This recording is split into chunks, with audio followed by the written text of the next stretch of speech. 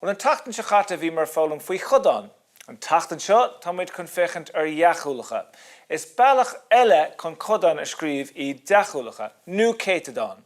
Agus a dús bara tá muid chun féchant luach na nimhreacha agus se befscríobh Deachúlacha. Chéad rud ná féchar an chlár nodaireachta an seo. Tá muid chun luach na nimhreacha a scríobh isteach. Tosó muid a sé geán seo. An ceann is gira den funca Deachúlach. Cén luach atá an iver sin?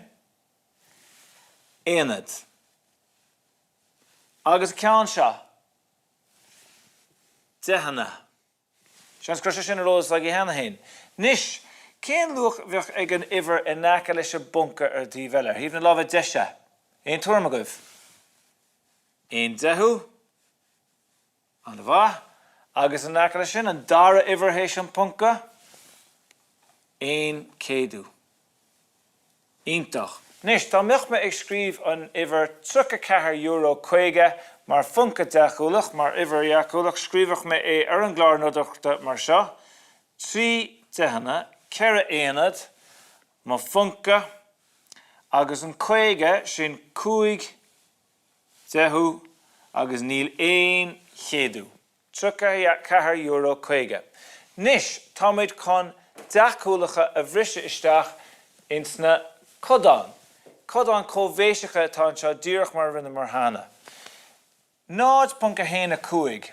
Bealach eile chun é sin ará ná 50 céadú.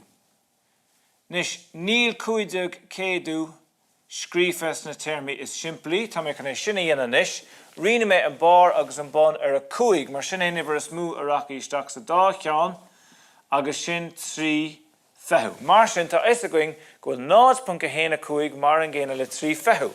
Nád punca 5, céad é sin, mar codain bhfuil sin 5 dehú, mar is luach 1 dehú 1 5 sin, 5 dehú, agus tá muid an sin a scríobh na téirmí simplí sin lá, rin me an bar agus an bon ar a 5 an sin, agus nád punca 2 sin rá dehú, agus sin é, tá sé sin mar an ggéine le 1 5. Mar sin, tá na Deachúlacha ahratha going go dtí codain. Nis tá muid chun 5 a réiteach bunathe ar na Deachúlacha.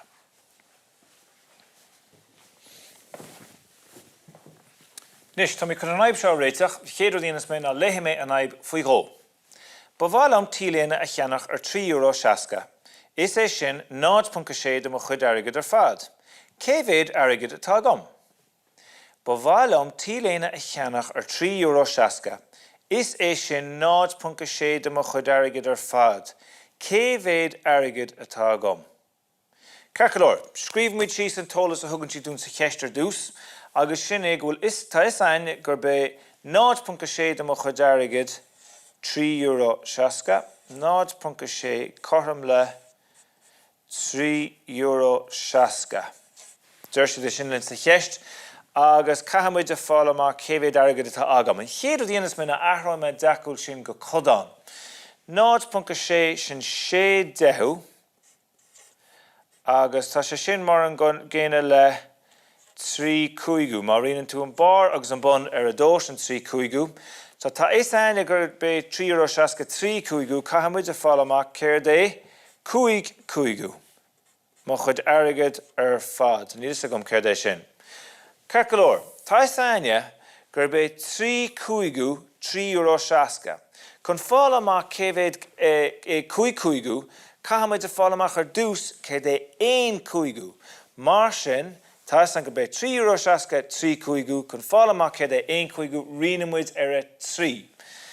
3 isteach in €3.60. 3 isteach a 3 sin a héan. 3 isteach a 6 sin a 2, agus 3 isteach a nád sin a nád. Agus crumid isteach an euro, agus tá aine gur bé sin 1 cúigú. A nis, cáimid fála má céir é 5 cúigú, cén chuí uimhid é sin? Méad uimhid é fá 5.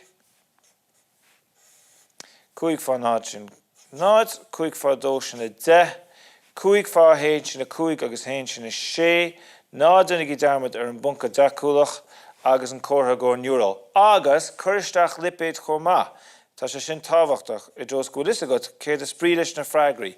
Sin cúigú, uail mé ré, cama seiceal a ragar mé an ceist. Go mid racadín ceist, €3 se nás.7 am chud airgid ar fad, cévéad airgid atá gom, bhíar me méadom na áil agus fuair mé cúigú sin €6. Ceapan go ragar muid a ceistin sin.